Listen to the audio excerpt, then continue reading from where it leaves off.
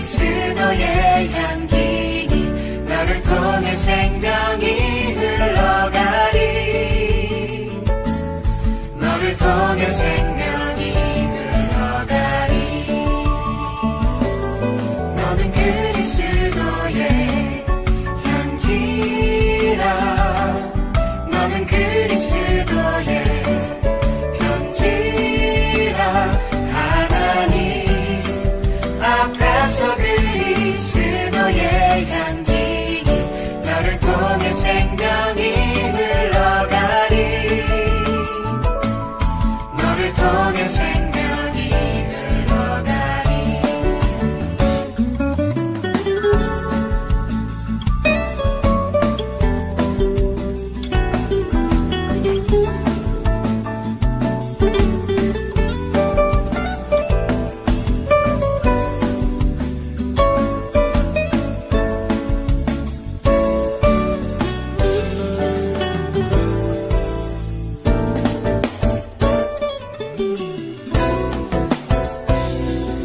너는 그리스도의 향기라. 너는 그리스도의 편지라. 하나님 앞에서 그리스도의 향기니 너를 통해 사랑이 흘러가리. 너를 통해 사랑이 흘러가리. 너는 그리스도의 향기라. 너는 그리스도의 편지라.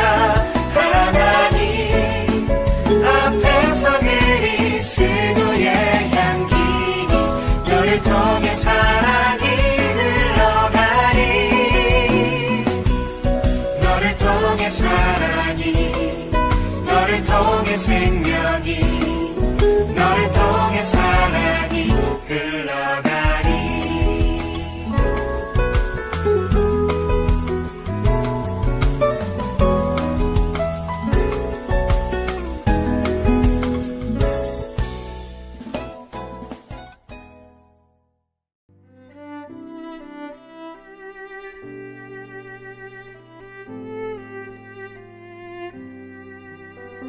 우리가 다시 자천하기를 시작하겠느냐? 우리가 어찌 어떤 사람처럼 추천서를 너희에게 붙이거나 혹은 너희에게 받거나 할 필요가 있느냐?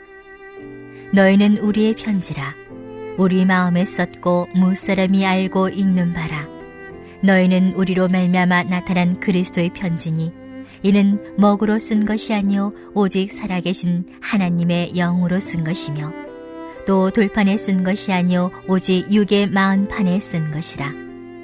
우리가 그리스도로 말미암아 하나님을 향하여 이 같은 확신이 있으니 우리가 무슨 일이든지 우리에게서 난 것 같이 스스로 만족할 것이 아니니 우리의 만족은 오직 하나님으로부터 나느니라.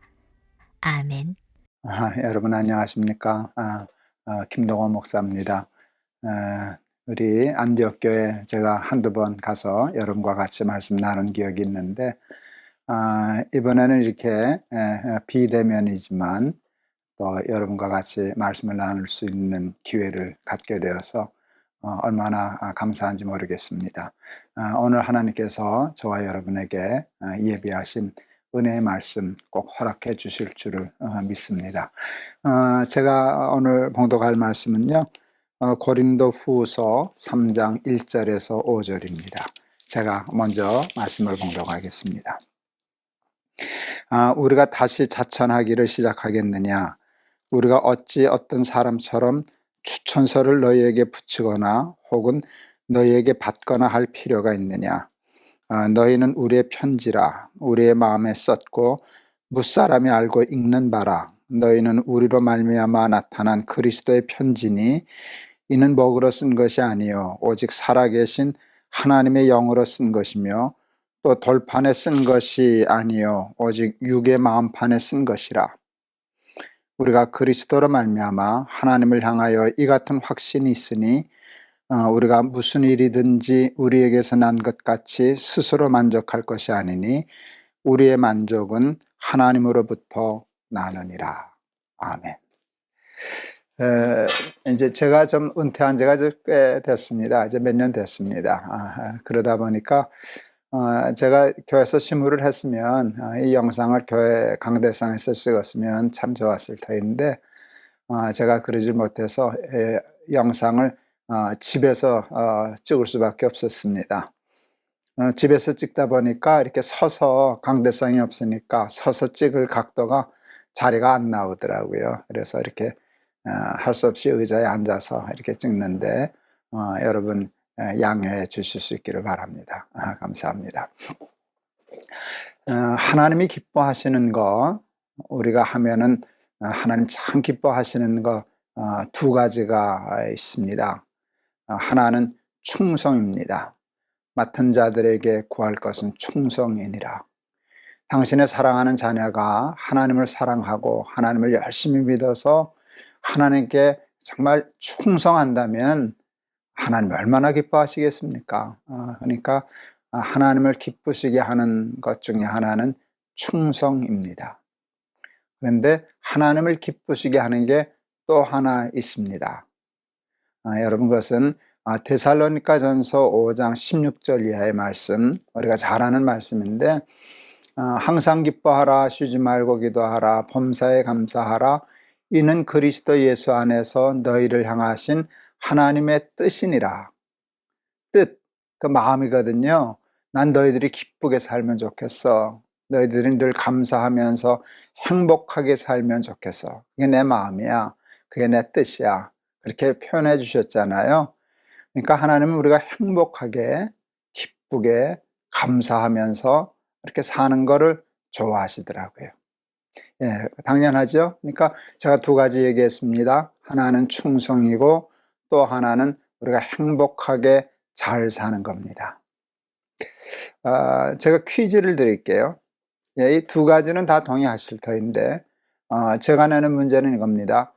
어느 것을 더 좋아하실까요? 하나님이. 충성도 당연히 좋아하시고 우리가 행복하게 잘 사는 것도 좋아하시는데 하나님은 어느 것을 더 좋아하실까요? 사람마다 생각이 조금 다를 수 있고 그건 틀리고 맞는 문제는 아니니까. 근데 제 생각을 말씀드리면 저는 후자 같습니다. 우리가 행복하게 잘 사는 것, 그것이 하나님을 참 기쁘시게 하는 일입니다. 저는 충성보다도 하나님이 그것을 더 좋아하시지 않으실까? 저는 아들 셋이 있는데 감사하게도 아이들이 저한테 참 잘해줍니다. 특히 제가 작년부터는 이제 항암 투병을 하고 좀 그러니까 애들이 얼마나 걱정하면서 제 일이라면 이렇게 잘 도와주고 그러는지 모릅니다. 그런데 그거 참 감사하지만 저한테는 그렇게 잘하는데 자기들은 행복지 못하다. 그렇다면 저는 참 마음 아플 것 같습니다.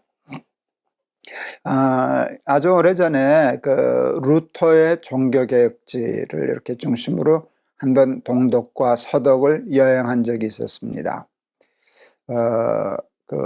루터가 그 종교개혁을 하고 교황이나 이제 교권주의자들의 그 위협을 피해서 성경을 번역하던 방을 이렇게 보게 되었어요. 갔더니요, 그냥 나무 책상 하나, 딱딱한 나무 걸상 하나, 그 한 시간도 못 앉아 있을 것 같더라고요, 저 같으면.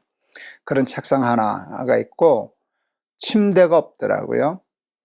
그냥 바닥에서 주무셨는데 자기 몸을 편하게 하는 걸 죄스럽게 생각한 루터는 마대자루에다가 낙엽을 긁어 모아다 놓고 거기서 잤다고 그러더라고요. 그리고 하루 식사도 세 끼도 안 하신 것 같고 음식도 험하게. 그 당시에는 뭔가 고행을 하는 것이 좀 하나님을 잘 섬기는 것이고 자기 쾌락과 즐거움을 추구하는 일을 좀 죄스럽다고 생각하지 않았나 싶습니다.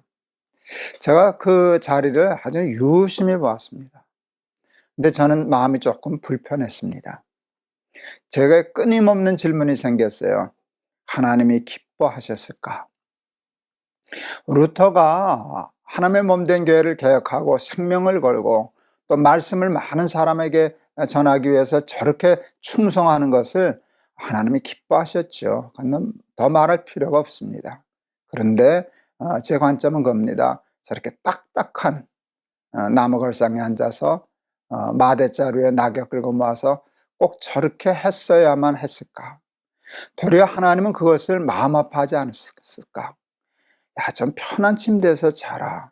좀 편히 자라. 나는 내가 그 마대자루에서 자는 것보다 좋은 침대에서 자는 게 더 좋아. 그게 나를 위하는 거야.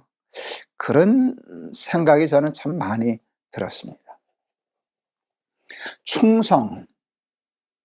여러분, 하나님께 충성하는 교회 대표 선수를 뽑으라면 우리 안디옥 교회가 1등 아니겠습니까? 괜히 하는 말이 아니라.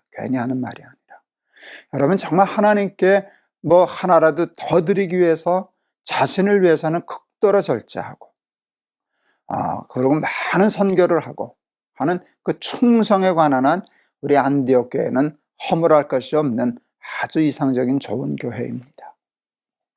그런데 오늘 이 집회 시간에, 이 시간에 제가 좀 다루어 보고 한번 같이 생각해 보십시다 라고 하는 주제는 그것입니다. 여러분은 과연 행복하신가? 삶이, 교회 생활도 행복하고 모든 것이 다 행복하신가? 그래야 하나님이 더 기뻐하실 터인데 하는 그 주제입니다. 사람은 근데 언제 행복할까? 우리가 행복하게 사는 건 여러분 아마 동의해 주셨을 거예요. 그도 그렇겠다. 우리가 행복하게 사는 걸 하나님이 제일 좋아하시지. 거기는 동의하셨을 거예요. 그런데 여러분, 행복하게 사는 게 쉽지 않습니다. 당연히 쉽지 않죠. 충성하는 것보다 어렵습니다. 오히려 하나님께 충성하는 게 조금 더 쉽습니다. 행복하게 산다는 건 얼마나 힘들고 어려운 일인지 모릅니다. 지나가는 백사람한테 물었습니다. 요즘 어떻게 사십니까? 하고 물었습니다. 뭐라고 대답하는 사람이 많았을까요? 그럭저럭 삽니다. 마지못해 삽니다. 그 다음에 세 번째가 뭘까요? 죽지 못해 삽니다. 아니겠습니까? 여러분, 이거는 변함이 없습니다. 저는 전쟁통에 태어났어요. 제가 51년생이거든요. 우리나라가 세계에서 최고로 가난할 때, 우리나라 역사상 정말 최고로 가난했다 해도 과언이 아닐 그때 태어났습니다. 먹지 못하고 저희도 피난민이니까 천막에서, 저는 어렸을 때 기억이 생생한데요. 젖 먹일 때도 생각이 나는데요.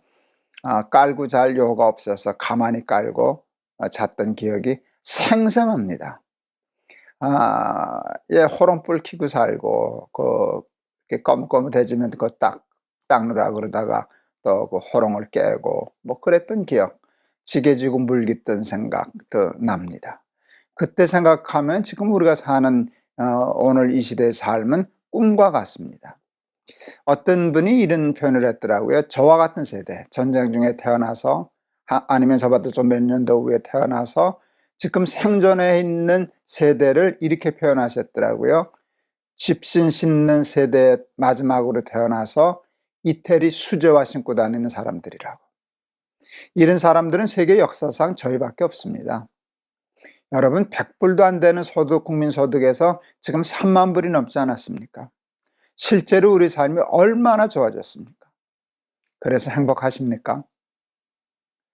좋기는 좋은데 행복이라는 단어를 갖다 붙이면 그게 그렇게 썩 통쾌하게, 유쾌하게, 그럼 행복하지. 우리가 지금 얼마나 잘 사는데 이렇게 그렇게 얘기는 못할 거라 생각합니다. 왜 그럴까? 돈만 벌면, 생활만 넉넉해지면 행복할 줄 알았는데 행복은 그렇게 만만한 게 아닙니다. 왜 그럴까? 여러분, 행복하려면, 잘 살려면 잘 산다는 것에 대한 이해가 정확해야 됩니다. 잘 산다는 것을 오해하면, 잘못 생각하면 잘 살 길이 없습니다. 저희 큰아이가 초등학교 1학년 때 친구 집을 다녀오더니 호들갑을 떨더라고요. 아빠, 우리 친구 집 다녀왔는데 되게 잘 살아. 되짜에도 힘 많이 줬어요. 왜 그러냐 그랬더니 집에 자가용이 2대야. 집에 풀장 있어. 텔레비전 카메라로 도둑을 경비해. 거의 한 35년, 40년 전 얘기니까 그때 그렇게 살았으면 애가 놀랄만 하죠. 근데 제가 그때 매우 중요한 걸 깨달았어요. 우리 아이가 잘 산다는 말을 오해하고 있구나. 그건 잘 사는 게 아닌데, 그거는 부자로 사는 건데, 되게 부자예요. 이렇게 얘기했어야 옳은데, 우리 아이는 되게 잘 살아요 라고 얘기했어요. 제가 그렇게 가르쳤죠. 우리가 다 그렇게 생각하고 살아요. 그래서 돈이 우리를 행복하게 할 거라고 생각해요. 그러나 그렇지 않아요. 여러분, 돈이 우리가 100불에서 3만 불 시대로 점프했는데도 행복하지 않으니까 사람의 생명이 소유의 넉넉함에 있는 것이 아니다 하는 말씀에 우리가 증인이에요. 우리가 증인입니다. 사람의 생명이, 사람의 행복이 소유의 넉넉함에 있는 것이 아니다. 이 말씀이 옳습니다. 그러면 사람은 어디서 행복을 얻는가? 뭐가 잘 사는 것일까? 에릭 프롬이라고 하는 분이 소유냐 삶이냐라고 하는 책을 썼는데 저한테 아주 지대한 영향을 준 책입니다. 에릭 프롬이 그 소유냐 삶이냐 하는 책에서 인간을 두 유형으로 나누어요. 존재형의 인간과 소유형의 인간. 소유형의 인간은 삶의 의미와 목적과 가치를 오로지 무엇을 먹을까, 무엇을 입을까, 무엇을 마실까, 무엇을 가질까 소유에 두고 사는 사람들입니다. 우리 대개가 거기에 속했죠. 존재형의 인간이란 삶의 의미와 목적과 가치를 인간답게 to be, 존재하는 데 두고 사는 사람이다. 이건 저한테 큰 인생의 충격을 주었어요. 정말 큰 깨달음을 주었어요. 저는 그리고 그 말이 옳다고 생각했어요.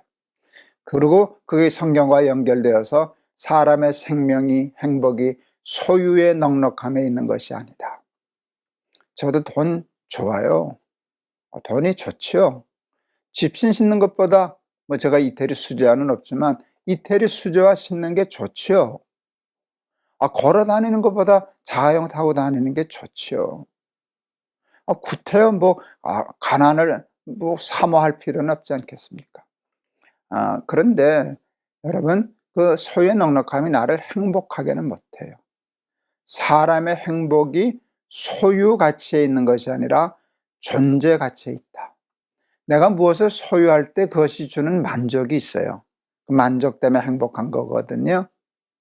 그런데 여러분, 나라고 하는 존재가 같이 있어질 때 그것이 주는 만족은 이것과 비교할 수가 없어요.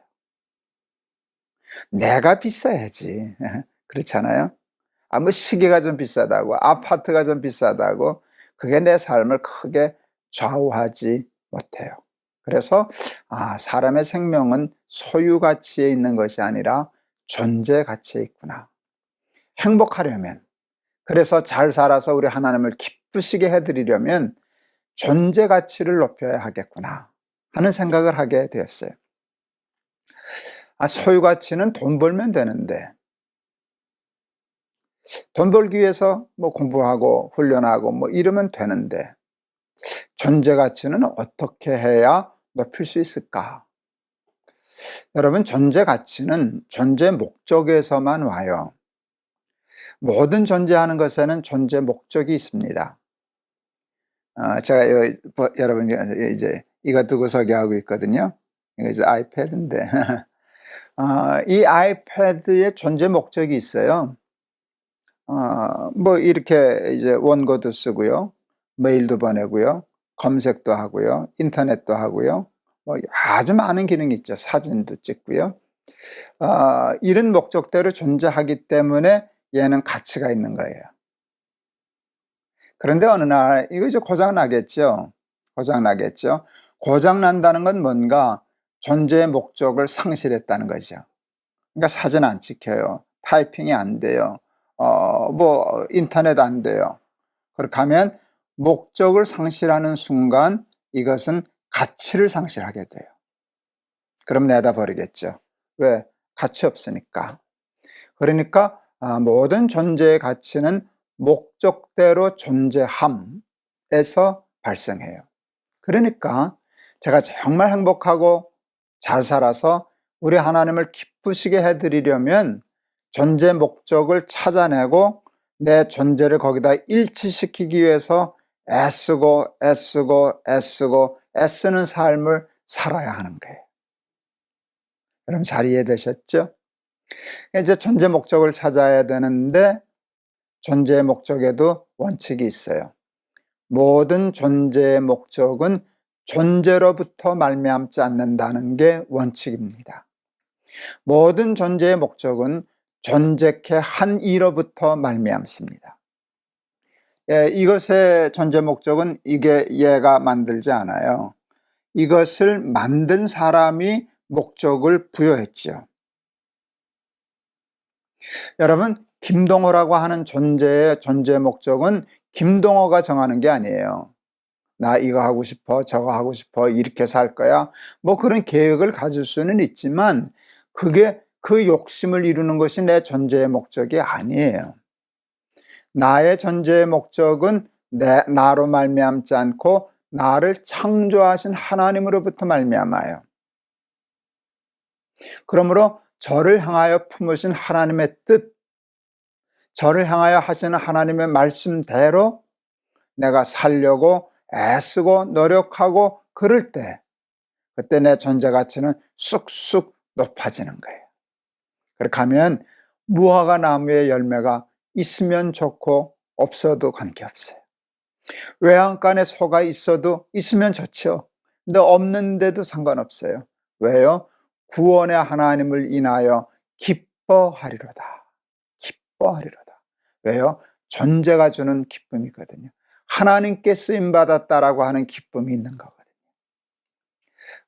제가 요즘 매일 아침에 날마다 기막힌 새벽이라고 하는 유튜브 방송을 하고 있는데 아마 여러분 중에도 몇 분은 아마 보시지 않으실까 싶습니다.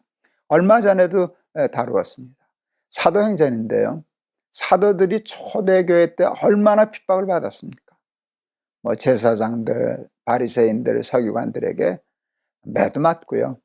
근데 성경에 참 충격적인 말씀이 있더라고요.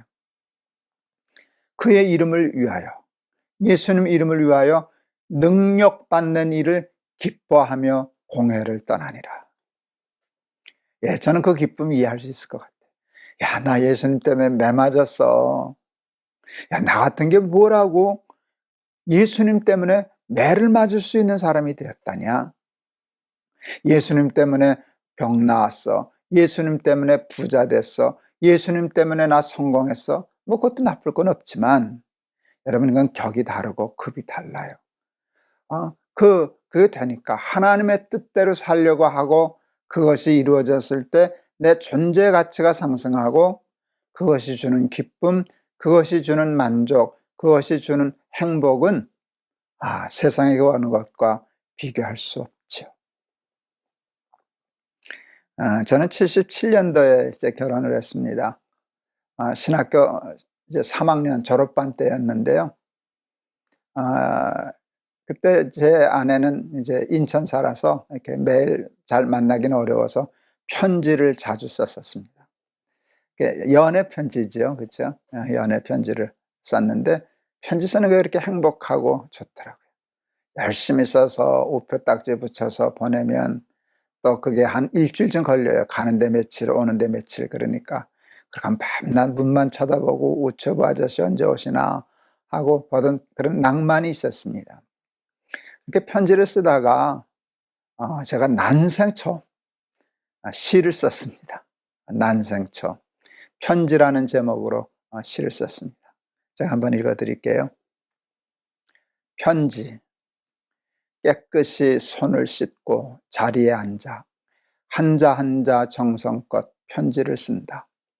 사랑하는 사람에게 쓰는 편지, 진실이고파 아름답고파 썼다간 지우고 또 썼다간 지우고 마음같이 써진 편지 마무리하다 그만 잘못 써진 글씨 하나 쭉쭉 두 줄 그어 지워버리고 계속 쓰면 될 것을 다시 손 씻고 와 처음부터 쓰는 편지, 당신께 쓰는 편지. 괜찮지요? 제 진심이었습니다. 제 진심이었습니다. 77년 1월 달에 이 편지라는 시를 써서 보냈더니 77년 8월에 저한테 시집 왔습니다. 그 편지의 능력이 있더라고요. 편지의 능력이 있는 게 아니라 그 시에 담긴 제 진심이 능력이 있었을 거다, 이렇게 생각합니다. 가난한 신학생이 사랑하는 사람에게 결혼을 바라면서 약속할 게 아무것도 없었어요. 가난했으니까. 그때는 목사가 자가용 타고 목회하리라는 꿈도 꿀지 못하던 때였으니까. 그랬는데 그냥 나를 줄게. 내가 열심히 살아서 내 삶에 자그마한 열매라도 맺히면 당신 줄게. 그런 마음으로 결혼했습니다. 다 지키지 못했습니다. 아내가 몇 점이나 줄는지 모르겠습니다. 그러나 그 진심은 아직도 변하지 않았습니다. 내 삶이 내가 사랑하는 사람, 아내에게 쓰는 편지여야 하겠다. 이제 아들이 셋, 며느리가 셋, 손주가 5이 되었습니다. 제가 지난 한 해 암 투병을 하면서 내 삶의 길이가 점점 짧아지는구나 하는 생각 심각하게 했습니다. 그러니까 더 소중하구나. 내 남은 삶이 소중하구나. 허투루 살면 안 되겠다. 함부로 살면 안 되겠다. 세월을 아껴야 되겠다 하는 생각을 하는데요. 가장 깊이 생각하는 게 뭔지 아세요? 내 사랑하는 손주들에게, 내 아들, 며느리들에게 내가 편지를 써야 되겠구나. 유서를 쓰듯. 근데 그 유서를 종이에 쓰지 않고 내 삶으로 써야 되겠구나 하는 생각을 깊이 해봤습니다. 내 삶이 사랑하는 아내, 아들, 며느리, 손주들에게 쓰는 편지여야 하듯 깨달았어요. 내 삶이 그리스도께 쓰는 편지여야 하겠구나. 그래서 그때 참 그 생각하니까 참 행복하더라고요. 맞아, 그렇게 살아야지. 보니까 오늘 본문의 말씀이 바울이 고린도 교회에 하는 말이 바로 그거 아닙니까? 너희는 그리스도의 편지다. 그리스도의 편지가 되어야 한다. 같은 뜻인데요, 조금 달라요. 제가 얘기한 건 그리스도께 쓰는 편지고요, 바울이 고린도 교회에게 얘기한 건 그리스도의 편지예요. 둘 다 좋은데 그리스도의 편지가 더 좋아요. 그리스도께 쓰는 편지는 내가 그리스도께 쓰는 거예요. 내용은요, 편지 내용은 제 삶이에요. 입으로 말로 글로 쓰지 않고 삶으로 편지를 쓰는 거예요.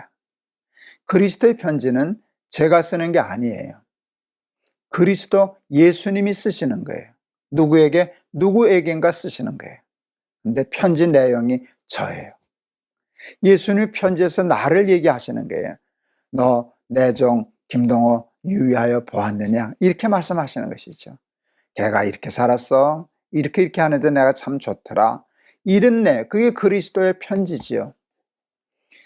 내가 그리스도께 쓰는 편지가 되려고 열심히 살다 보면 어느 날 드디어 마침내 내가 그리스도의 편지가 되겠구나. 정말 내 평생 소원 이것뿐. 그것입니다. 그러면 정말 하나님 기뻐하시겠다. 나도 행복하겠다. 이렇게 싶습니다.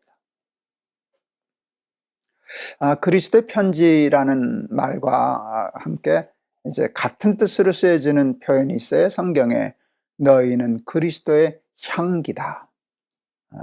향기나 편지나 같은 그 뉘앙스죠. 의미죠. 제가 기독교 교육학과를 나왔어요. 그래서 늘 공부는 잘 못했는데 무엇을 전공했느냐가 굉장히 삶의 관심사가 되더라고요. 그래서 목회를 해도 이제 교육 쪽에 관심이 많았어요. 교회 학교 교육을 하다가 주일날만 아이들 가르치는 거로는 좀 부족하다. 아예 일반 학교를, 기독교 학교를 만들어서 교과목을 가르치면서도 하나님의 말씀을 심어줄 수 있는 기독교 학교가 필요하다 생각했어요. 하나님이 마지막 그 소원을 들어주셔서 은퇴하기 몇 년 전에 천안에 높은 뜻 씨앗 스쿨이라고 하는 아주 좋은, 제 마음에 흡족한 아주 좋은 학교를 몇 년 전에 세웠습니다. 초등학교 1학년, 2학년 이렇게 두 학년을 모집해서 시작한 학교가 벌써 그 아이들이 졸업하고 그 아이들 받아서 중학교를 세우고 이런 좋은 학교가 되었습니다. 제가 은퇴를 앞두고 제 목회 사역을 이렇게 정했어요. 나는 이제는 거푸집이 되어야 한다. 여러분 거푸집 아시죠? 세멘트 콘크리 할 때 묽어서 이렇게 흩어지니까 그걸 가둬놓는 틀이죠. 틀. 그렇게 하면 거기서 굳으면 그 틀을 떼어내는 거죠. 이제는 내가 콘크리트가 아니고 후배들이 일할 때고 나는 그들이 그 모양을 잘 갖출 때까지 도와주는 거푸집이다.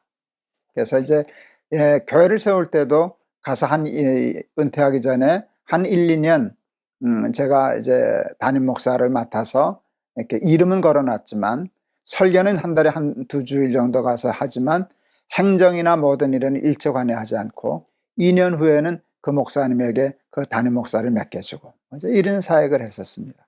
재밌고 제법 성공적이었습니다. 학교도 세워놓고 제가 거푸집 교장, 거푸집 이사장 하다가 끝을 냈습니다. 거푸집이기 때문에 제가 뭐 출근도 잘 안 했고요. 월급도 안 받았고요, 당연히. 교회에서 월급 받으니까. 그리고 모든 행정이나 제가 하는 것은 교장으로 세울 교감에게 다 맡겨서 일 처리했습니다. 가끔씩 한 달에 몇 번씩 학교 갈 때마다 내가 가서 뭘 해야 될까 할 때 생각한 게 아이들 안아줘야지. 여러분, 사랑받은 아이가 건강하고요. 사랑을 많이 받은 아이가 똑똑해지거든요. 지능도 올라가거든요. 근데 내가 아이들 워낙 이뻐하는 천성이었어요. 그거 내가 잘 써먹어야지 해서는 가기만 하면 가서 아이들 하나하나 빼놓지 않고 다 안아줬습니다. 그냥 건성으로 안아주는 게 아니라 꽉꽉 안아줬습니다. 애들이 그걸 알더라고요. 학교 떠난 지 벌써 은퇴한 지 여러 해 됐는데 그 아이들이 아직도 저를 기억해주고 편지도 보내고 또 영상도 보내고 아프니까 할아버지 아프지 마세요 하고 기도도 하고 응원도 해주고 얼마나 좋은지 모르겠습니다. 이제 은퇴를 앞두고 이제 이것도 이제 몇 년 안 남았구나, 얼마 안 남았구나 싶어서 제가 여기다 향수를 뿌리고 다녔어요. 더 기억을 오래 남게 하려고. 여기다 꼭 뿌렸어요. 왜? 이렇게 안으면은 코가 박히는 자리. 재작년인가 얼마 전에 그 우리 아이 엄마 학부형이 제 페이스북에다 글을 달았더라고요. 목사님 성공하셨어요. 뭔 소린가 하면 아이하고 자기 아파트 엘리베이터를 탔는데 자기 아들이 그랬다는 거예요. 엄마 할아버지 냄새 난다. 누가 아마 저하고 같은 향수를 썼던 분이 탔던 모양이에요. 그 냄새를 맡자 아이가 저를 기억했어요. 할아버지 오면 안아주면 좋은 냄새 났었는데 그 냄새인데 할아버지 보고 싶다. 그래서 제 작전이 성공했었네요. 평생 예수 믿고 살았는데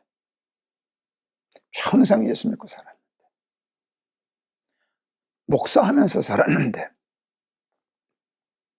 말하지 않아도 행동하지 일하지 않아도 그냥 가만 숨 쉬고만 살아도 예수님 냄새가 나는 게 옳지 않겠습니까? 그 냄새가 좋으면, 삶에서 향기가 난다면 저 사람 무슨 향수를 써? 이거 참 향이 좋은데 나도 한번 써보고 싶은데 그러지 않겠습니까? 저 사람 예수님이라는 향수를 쓰는구나. 그거 참 향이 좋은데 삶이 아름다워지는데 그러지 않겠습니까? 예수님 열심히 바르게 잘 믿다가 죽고 싶습니다. 그래서 제 삶이 그리스도의 편지가 되고 그리스도의 향기가 되었으면 좋겠습니다.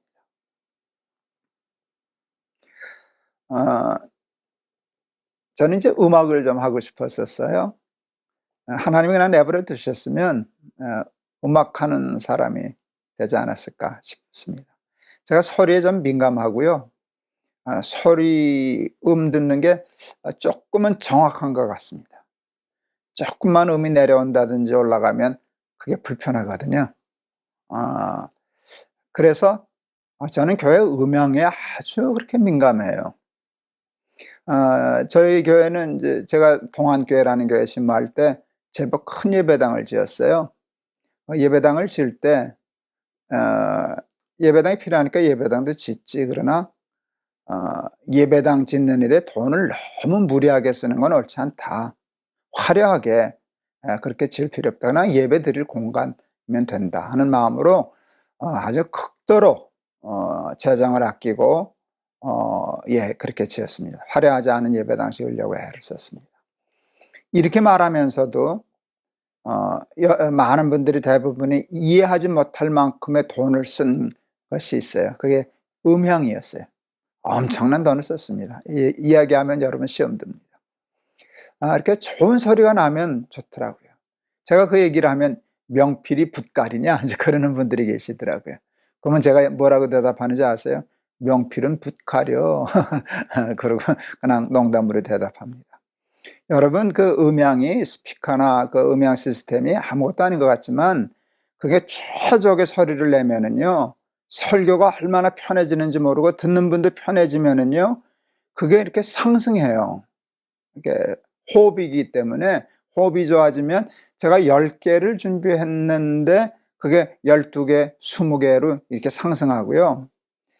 음향이 불편해서 저거 하면 힘들어가고 저거 하고 하면 신경 쓰다 보면 10개 준비한 거를 7개, 6개 이렇게 되는 때가 많아서요. 속상해요. 이게 귀한 메시지인데 조금이라도 잘 전하면 좋은데. 그래서 제가 소리에 참 민감했었습니다. 그런데 세례 요한에 대해서 성경이 제가 눈이 번쩍 띄어질 만한 표현을 쓰셨어요. 어느 날 깨달았는데 저는 광야에서 외치는 자의 소리다. 소리라는 표현을 쓰셨어요. 예수님은 말씀이시지 않아요? 저는 목사인데 저는 스피커죠, 스피커. 그래서 설교자를 스피커라고도 얘기하지 않습니까? 스피커인데 선지자, 목사 이런 사람들이 다 스피커인데 예수님의 마음에 안 드시는 거예요. 이상한 소리 내고 딴 소리 내고 찢어지는 소리 나고. 그래서 그 스피커들이 다 이 모양이냐, 왜 이렇게 마음에 드는 스피커가 없냐. 그런데 예수님의 귀가 반짝하는 소리를 만나셨어요. 좋은 스피커를 만나셨어요. 그게 세례 요한이었어요. 너무 좋으셔서 저는 광야에서 외치는 자의 소리다. 내 마음에 드는 내 메시지를 가장 정확하게 전달하는 스피커다. 부럽네요. 부럽네요. 그래서 제가 또 시를 하나 썼잖아요. 세례 요한이라는 제목으로. 읽어드릴까요? 조금 황당합니다. 세례 요한, 그에게서는 소리가 났다. 끝입니다. 그에게서는 소리가 났다. 그 한 줄 쓰고 더 이상 쓸 필요가 없다는 것을 한참 후에 알았습니다. 그 세례 요한이라는 시는 그 한 줄로 저는 충분했다고 생각합니다. 그리스도의 소리였으면 좋겠습니다. 울리는 꽹과리처럼 말은 수도 없이, 설교라는 이름으로 말은 수도 없이 얘기했지만 예수님의 마음에 드는 좋은 스피커는 되지 못했다면 그게 무슨 의미가 있겠습니까? 삶이 얼마나 남았는지는 알 수 없지만 하나님께 그런 삶 살다가 한번 갔으면 좋겠습니다. 여러분, 오늘 보니까 이번 집회 주제가 여호와께로 돌아가자 하는 거였잖아요. 저는 그 주제가 참 좋았어요. 여호와께로 돌아가자. 여러분, 충성도 하나님께로 가는 길이에요. 그건 여러분 잘 아시니까. 근데 너무 충성하다가 혹시 우리 안디옥 교회 교인들은 마틴 루터처럼 제 표현으로 얘기하면 좀 지나치게 충성해서 자신의 행복은 하나님께 불충한 것으로 혹시라도 오해해서 그렇게 살지 않았을까? 그래서 우리가 행복하게 기쁘게 잘 사는 거 또 하나님이 기뻐하신다. 그거를 이제 하면서 행복을 다루었는데요. 여러분, 행복하기 위해서 결국 어디로 돌아가야 되겠습니까? 결국 예수님입니다. 예수님을 잘 믿어야 되겠구나. 일만 열심히 하지 말고 예수님을 잘 믿어야 하겠구나. 잘 믿어서 내 삶이 향기가 되고, 내 삶이 소리가 되고, 내 삶이 그리스도께 쓰는 편지, 그리스도의 편지가 되어야 하겠구나. 그래서 글로 돌아가는 것이에요.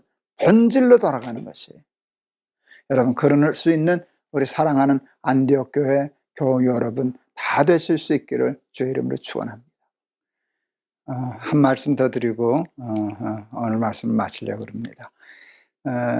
제 이제 신학교 동기생 중에 이제 동기 목사님 중에 한 분이 계시는데 그 아버님도 아주 유명한 목사님이셨어요.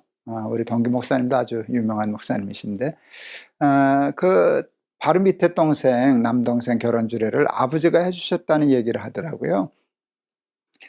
왜 그랬냐 그랬더니 동생이 부탁했다고. 아버지 이상 나 축복할 사람 없다고.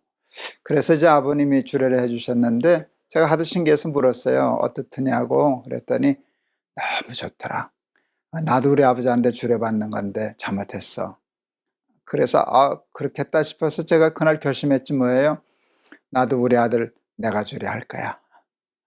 그래서 결국 그렇게 했습니다. 제가 결혼 주례를 상당히 많이 했습니다. 32살부터 주례를 하기 시작했고요. 저희 교회는 청년들이 좀 많아서 거의 매주 빠지지 않고 어떤 때는 한 주에 토요일 날은 2번씩 이렇게 결혼 주례를 해서 엄청난 결혼 주례를 했습니다. 제가 우리 아들 결혼 주례하겠다는 마음을 먹고 얼마 안 돼서 신랑 신부 주례를 하는데 저 아들 며느리가 내 아들 며느리라면 저 신랑 신부가 내 아들 며느리라면 하는 생각이 들었어요. 그랬더니 금방 가슴이 울컥하고 말이 막히고 눈물이 핑 돌고 코가 찡하고 그러더라고요. 그래서 주례사가 길면 안 되겠구나. 짧아야 되겠구나. 근데 한마디만 해도 후회가 없는, 덧붙일 필요가 없는 완벽한 주례사는 없을까 하는 생각이 들었습니다. 근데 금방 하나님이 주셨어요. 그게 뭔지 아세요? 예수 잘 믿는 사람이 되라. 참 좋았어요. 저는 정말로 제가 목사가 돼서가 아니라 제가 아비의 심정으로 내 아들 며느리가 예수를 잘 믿으면 잘 산다는 확신이 있어요. 영락교 중등부 교사였는데요. 아주 믿음이 좋은 친구들이 이제 결혼을 했는데 사실 따지고 보면 저보다 나이 차이가 그렇게 많은 것도 아닌데 꼭 기분이 내 아들 며느리 같다는 생각이 들었어요. 너무 믿음이 좋아서 그래서 보다가 감동이 돼서 우리 아들 주례사 해줄까 하는 생각이 들었어요. 근데 싫더라고요. 중고품 되는데. 그랬더니 하나님이 야 이놈아, 하나님의 말씀이 중고품 되는 건 어디서 배웠냐? 하나님의 말씀은 해도 세포도주 같으니라. 그래서 그 말씀을 전해 주었어요. 내 아들 며느리를 축복하는 진심으로 권면하는데 예수 잘 믿는 사람이 되세요. 그런데요, 얼마나 은혜를 받는지 충격을 받더라고요. 그 상투적으로 들릴 수도 있는 말인데 그 말에 충격적인 은혜를 받아요. 눈이 둥그레지고 눈물이 핑 도는 거 제가 봤죠. 한참 있더니 아멘. 어떻게 그 말에 저런 은혜를 받나가 저한테 또 충격이었어요. 이제 주례사 다 마치고 성경책 위에 저들의 손을 얹고 축복 기도를 하는데 그 제 마음에 감동이 있어서 그런지요. 축복이 마치 불 붙는 것 같더라고요. 기름이 떨어지는 것 같더라고요.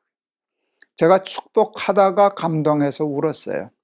울면서 축복했죠. 신랑 신부 다 울었죠. 신랑 울어서 눈 시커매지고 시뻘개지고 신부 울어서 눈 시커매지고 우리 다 결혼식 끝난 후에 우리가 결혼식 했냐, 부흥했냐 그러고 웃었던 거 기억납니다. 하도 그 분위기가 욕심나서 하나님께 기도했었죠. 우리 아들 며느리 결혼식 때 요 분위기여야 합니다. 하나님이 그 기도 들어주시더라고요. 이번 여러분 이 집회 주제가 여호와께로 돌아가자입니다. 여러분은 충성에 관한 한은 더 이상 돌아갈 것이 없는 교회에 있는지도 모릅니다. 그런데 오늘 제가 여러분들에게 충성 못지않게, 어쩌면 충성보다 더 중요한 하나님을 기쁘시게 하는 면을 다루었는데 그게 행복이라는 주제였습니다. 근데 진정으로 행복하고 잘 살기 위해서 돌아가야 할 것도 결국은 예수 그리스도였습니다. 그냥 교회만 다니지 말고 일만 열심히 하지 말고 충성한다 그러다가 하나님 말씀 잊어버리지 말고 예수 잘 믿는 사람이 되셔서 그리스도의 편지가 되시고 그리스도의 향기가 되시고 그리스도의 소리가 되시는 우리 사랑하는 안디옥 교회 교우 여러분 다 되실 수 있기를 주의 이름으로 축원합니다. 여러분 감사합니다. 여러분 사랑합니다.